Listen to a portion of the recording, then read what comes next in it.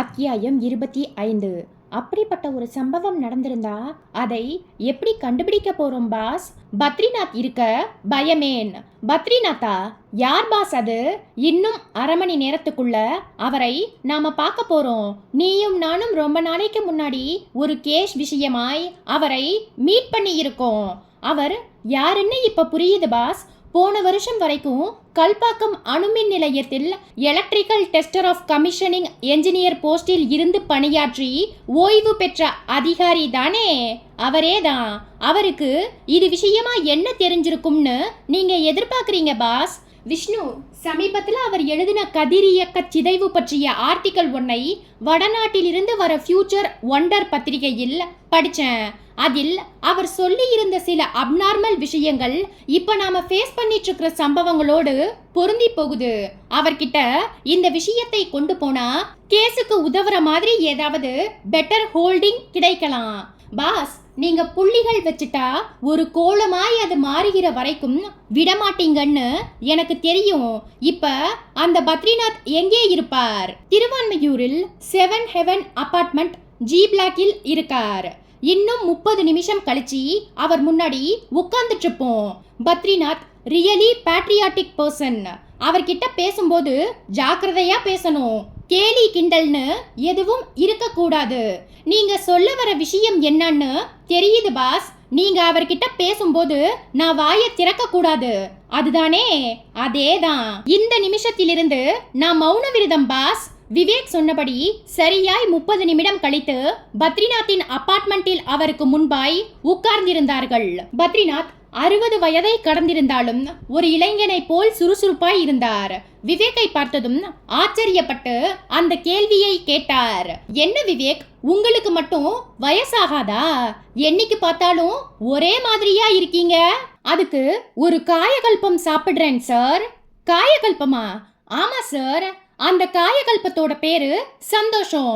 நம்ம வாழ்க்கையில எது நடந்தாலும் அதை இயல்பா ஏத்துக்கிட்டு மனச சந்தோஷமா லேசா வச்சிட்டு இருந்தாலே போதும் sir.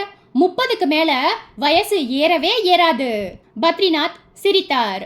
Very nice answer. But அந்த காயகல்பம் எல்லாருக்கும் கிடைக்காது. பை த பை, காரணம் இல்லாம என்ன தேடிட்டு வந்திருக்க மாட்டீங்க. Anything important? Yes sir. சொல்லுங்க, வாட்ஸ் த மேட்டர்? விவேக் சில நிமிட நேரங்களை செலவழித்து மினியேச்சர் நியூக்ளியர் பிளான்ஸை புதைத்து வைக்கப்பட்டிருந்த விவரங்களை சொன்னான். அவன் சொல்ல சொல்ல பத்ரிநாத்தின் முகம் அதிர்வலைகளால் நிரம்பியது. மை குட்னஸ் என்று சொல்லி நெற்றியை பிடித்து கொண்டவர் சில வினாடிகளுக்கு பின் நிமிர்ந்தார். தன் குரலில் பயமும் கவலையும் நிரம்ப கேட்டார். என்கிட்ட இருந்து உங்களுக்கு எது மாதிரியான உதவி வேணும் சார்? அந்த மினியேச்சர் நியூக்ளியர் பிளான்ஸ் தமிழ்நாட்டில் வேற ஏதாவது ஒரு கிராமத்தில் புதைக்கப்பட்டிருந்தால் அதை ஜிபிஎஸ் உதவியோடு கண்டுபிடிக்கக்கூடிய டிவைஸ் ஏதாவது கல்பாக்கம் அணு ஆராய்ச்சி நிலையத்தில் இருக்கா? பெரிதாய் தன் உதட்டை பிதுக்கிய பத்ரிநாத் தீர்க்கமாய் தலையாட்டினார். இல்லவே இல்ல.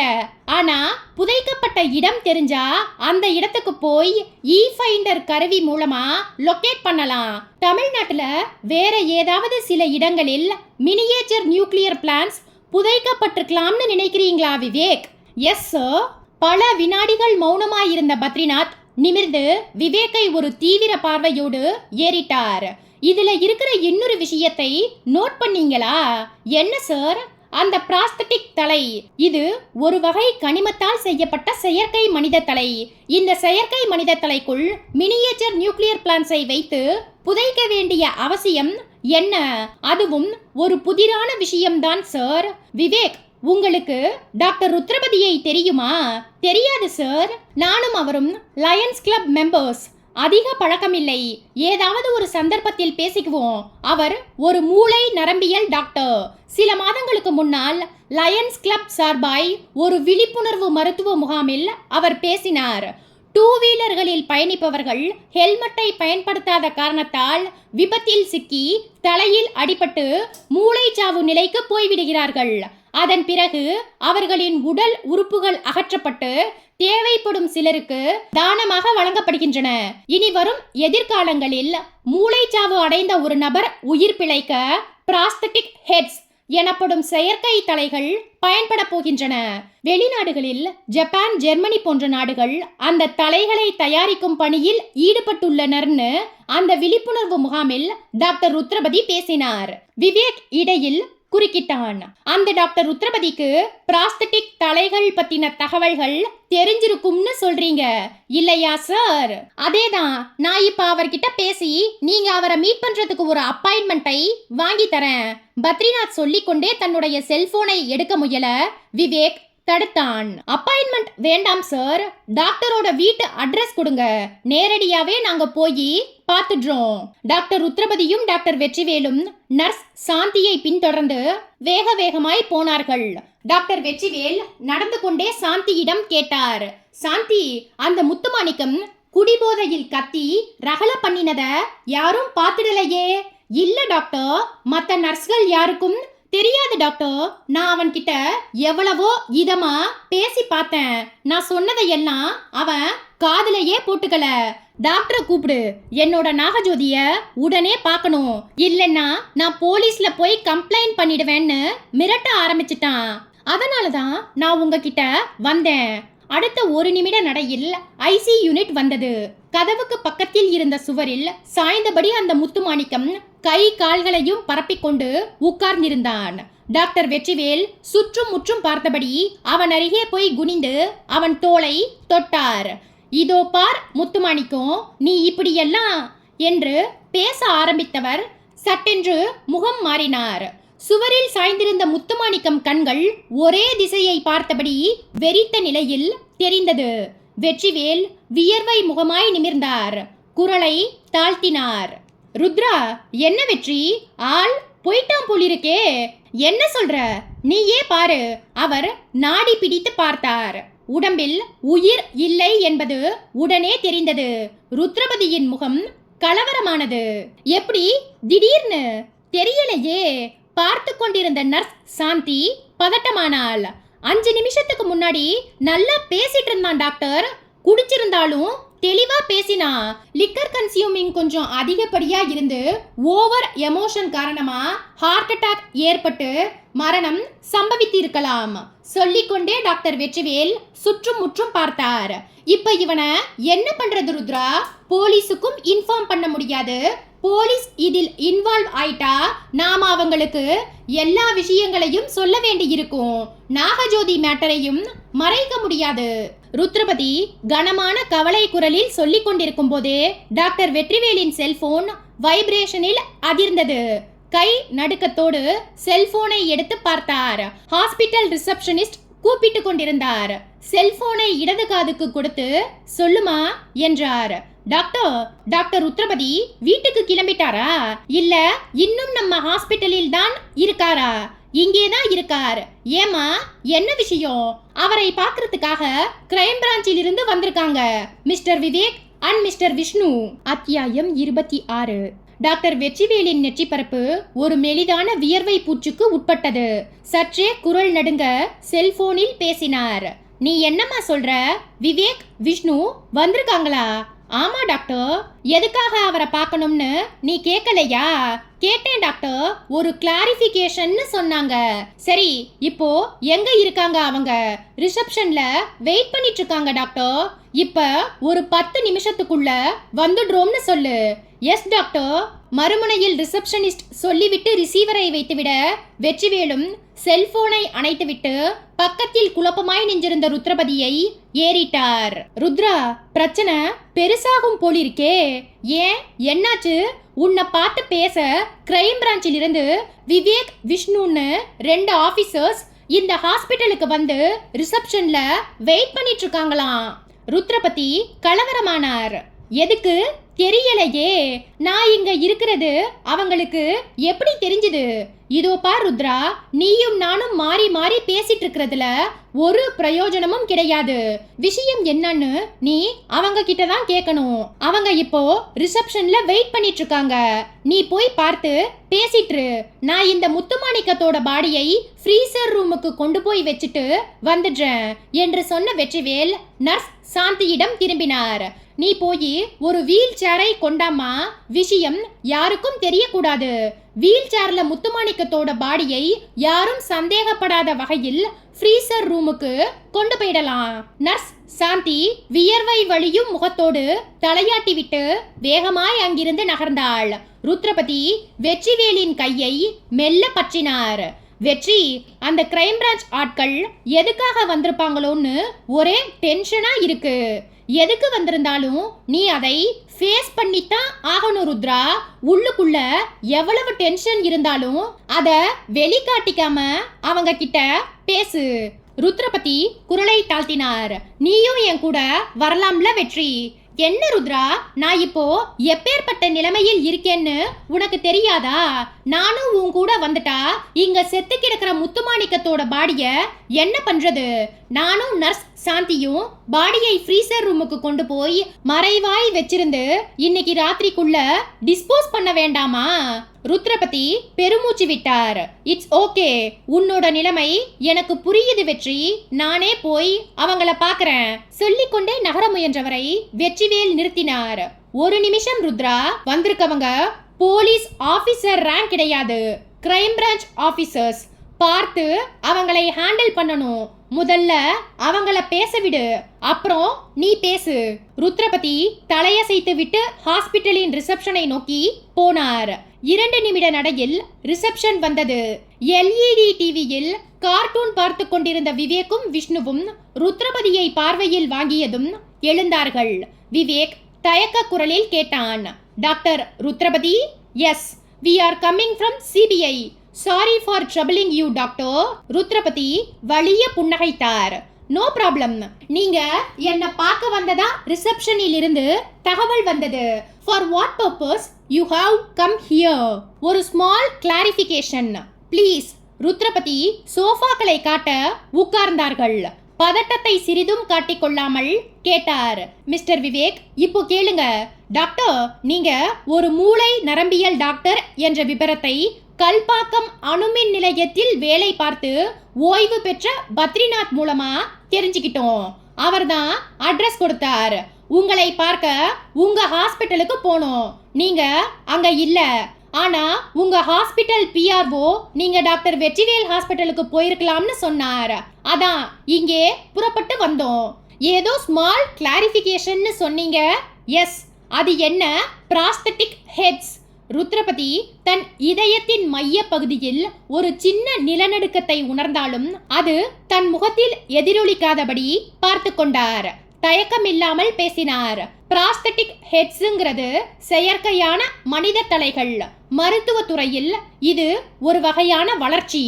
இதனோட பயன்பாடு என்னன்னு சொல்ல முடியுமா டாக்டர்? இனி வரும் எதிர்காலங்களில் விபத்தில் சிக்கி மூளைச்சாவு அடைந்த நபர்களை மரணத்திலிருந்து காப்பாற்றுகிற ஒரு முயற்சி தான் இது. இந்த தலைகள் மூளைச்சாவு அடைந்த நபர்களை எப்படி காப்பாற்றும்? ருத்ரபதி விவேக்கை ஒரு சின்ன தயக்கத்தோடு பார்த்தார். நான் இந்த கேள்விக்கு பதில் சொல்றதுக்கு முன்னாடி என்கிட்ட எதுக்காக இந்த என்கொயரின்னு தெரிஞ்சுக்கலாமா? கண்டிப்பா டாக்டர். ஒரு முக்கியமான கேஸில் இந்த பிராஸ்தட்டிக் தலை ஒரு பூதாகரமான விஷயமாய் மாறி இருக்கு. நீங்க சொல்ல போகிற பதில்களை வச்சுத்தான் அந்த விவகாரத்தை தெளிவுபடுத்த வேண்டியிருக்கு.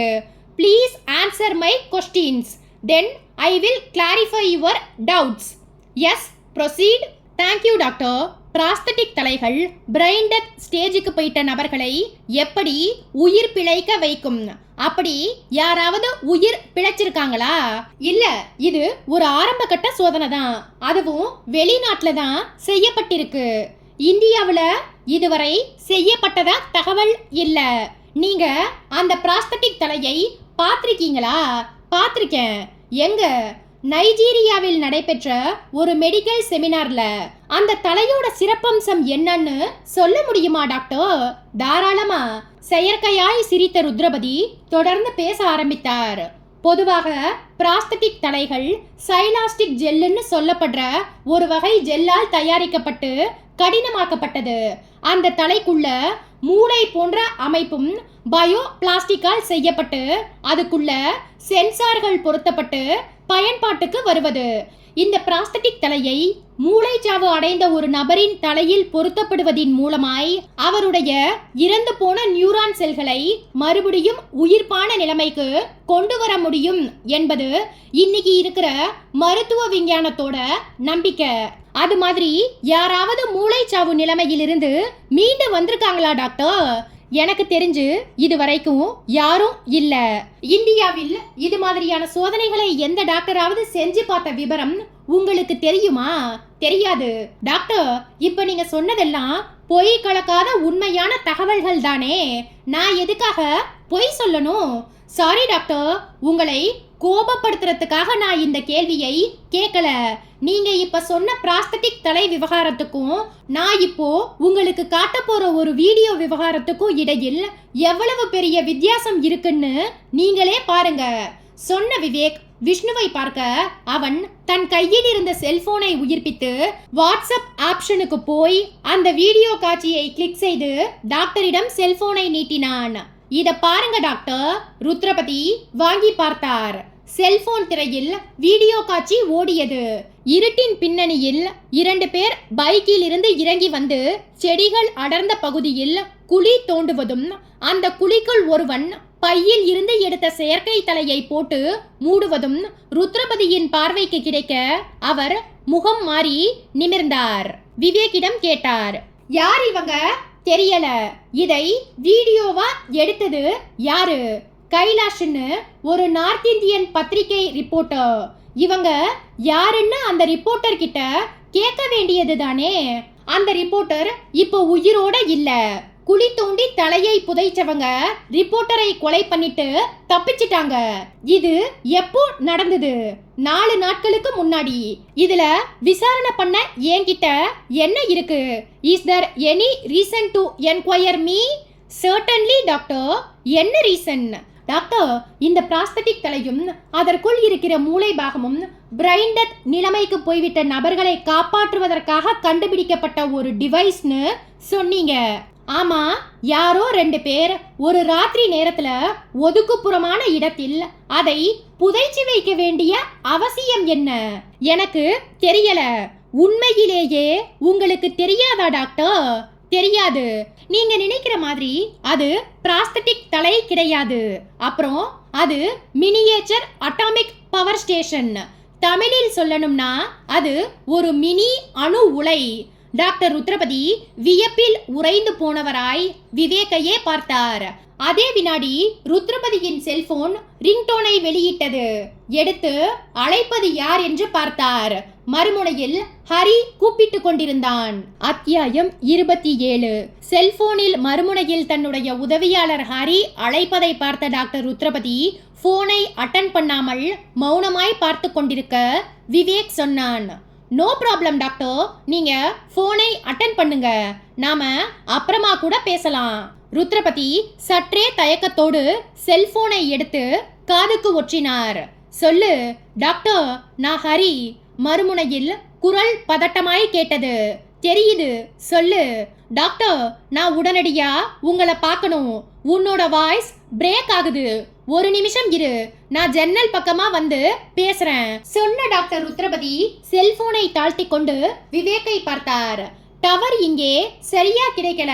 அப்படி ஜன்னல் பக்கமா நின்னு பேசிட்டு வந்துடுறேன் ப்ளீஸ் என்றான். ருத்ரபதி செல்போனோடு நகர்ந்து போய் திறந்திருந்த ஜன்னல் பக்கமாய் நின்று கொண்டு குரலை தாழ்த்தினார். சொல்லு ஹரி, என்ன விஷயம்? நீயும் சுபத்ராவும் இப்ப எங்க இருக்கீங்க? நான் சொன்னபடி நாகஜோதியை ஏன் வெற்றிவேல் ஹாஸ்பிட்டலுக்கு கொண்டு போகல? டாக்டர், எதிர்பாராத ஒரு சம்பவம் நடந்துருச்சு. என்ன சொல்ற? போன்ல எதையும் விரிவாய் பேச முடியாது டாக்டர். நான் உங்களை நேர்ல பார்க்கணும். நான் சொல்ற இடத்துக்கு நீங்க உடனே புறப்பட்டு வரணும்.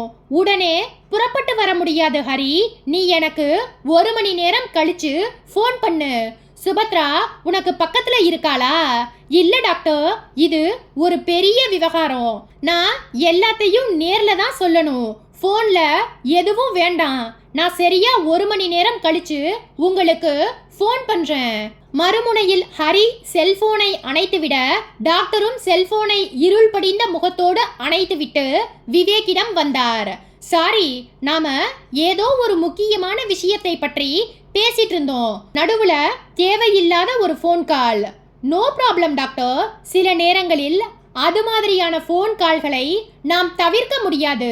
Shawl we continue our enquiry? By all means. ஏதோ ஒரு மினியேச்சர் அட்டாமிக் பவர் ஸ்டேஷன் சொன்னீங்க. அந்த விவரம் எனக்கு சரியா புரியல. மறுபடியும் அதை பத்தி சொல்ல முடியுமா? அது வரைக்கும் எதுவும் பேசாமல் இருந்த விஷ்ணு இப்போது வாயை திறந்தான். பாஸ், டாக்டருக்கு நான் புரியும்படியா சொல்லட்டுமா? சொல்லு. விஷ்ணு தன் இரு முழங்கைகளையும் மேஜையின் மேல் ஊன்றிக் கொண்டான். டாக்டர், நீங்க ஒரு மெடிக்கல் ட்ரீட்மெண்ட்டுக்காக உபயோகப்படுத்திய பிராஸ்தட்டிக் ஹெட் எனும் மனித செயற்கை தலைக்குள் கதிர்வீச்சை வெளிப்படுத்துகிற ஒரு மினியேச்சர் அணு உலையை ஃபிக்ஸ் பண்ணி 2 பேர் ராத்திரி நேரத்துல மனித நடமாட்டம் இல்லாத ஒரு இடத்துல புதைச்சிட்டு போயிருக்காங்க. இது யார் செஞ்ச வேலையா இருக்கும்னு நினைக்கிறீங்க? டாக்டர் ருத்ரபதி சில வினாடிகள் மௌனமாய் இருந்துவிட்டு மெதுவாய் பேச்சை ஆரம்பித்தார். நீங்க சொல்ற இந்த மினியேச்சர் அணு உலை விவகாரம் எனக்கே ஆச்சரியமா இருக்கு. அந்த பிராஸ்தட்டிக் செயற்கை மனித தலையை நான் நைஜீரியாவில் ஒரு செமினாரில் பார்த்ததோடு சரி, அதுக்கு பின்னாடி நான் பார்க்கவே இல்லை.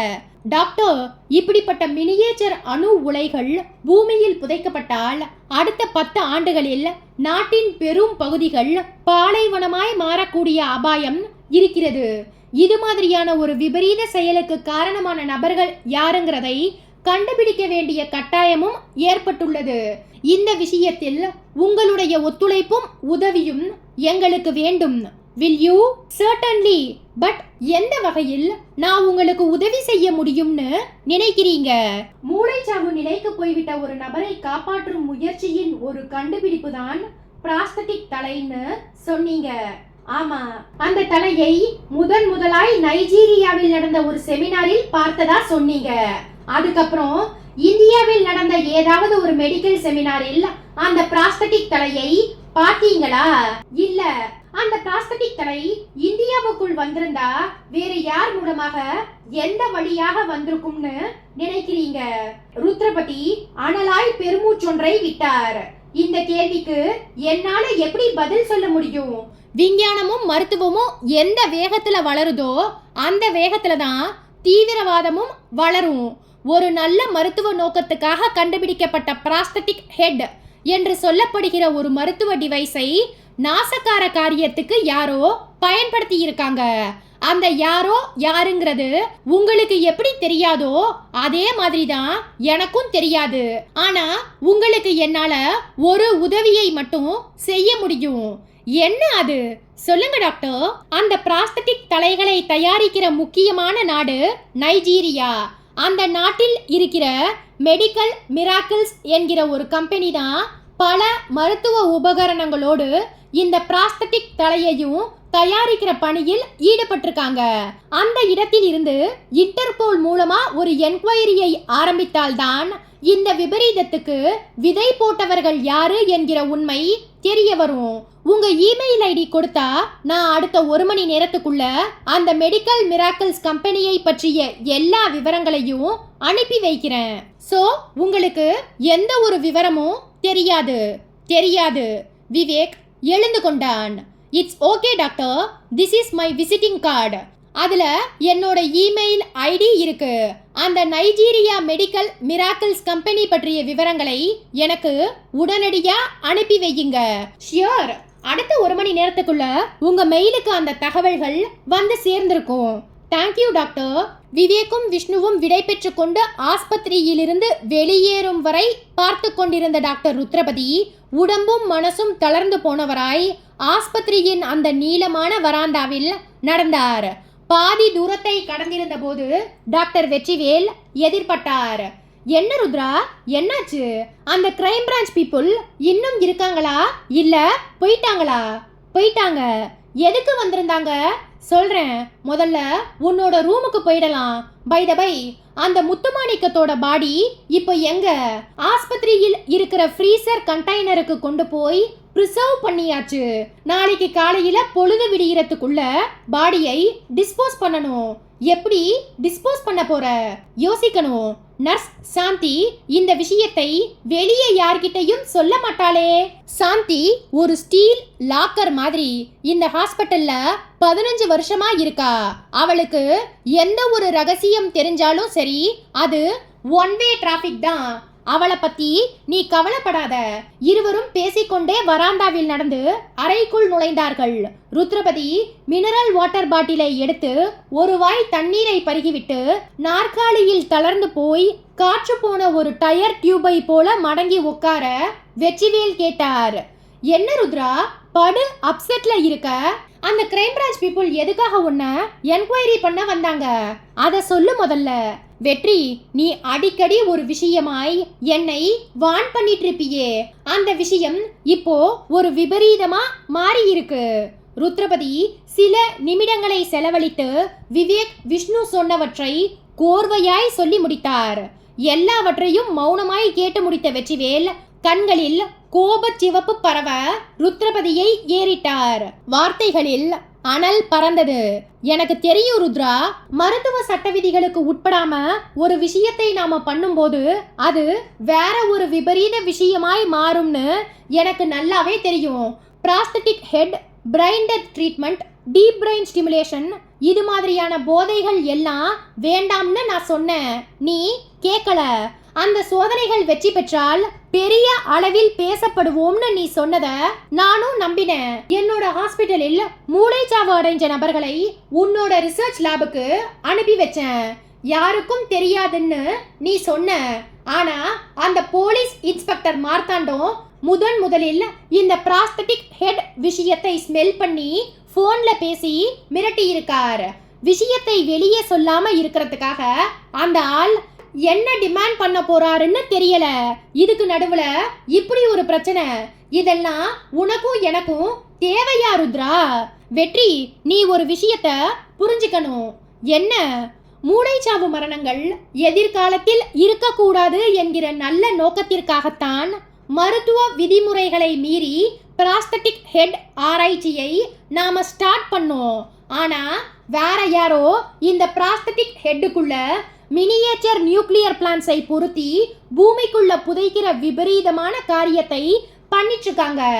அவங்க யாருன்னு போலீஸ் கண்டுபிடிக்கிறதுக்கு முன்னாடி நாம கண்டுபிடிச்சாகணும். நம்மால எப்படி கண்டுபிடிக்க முடியும்?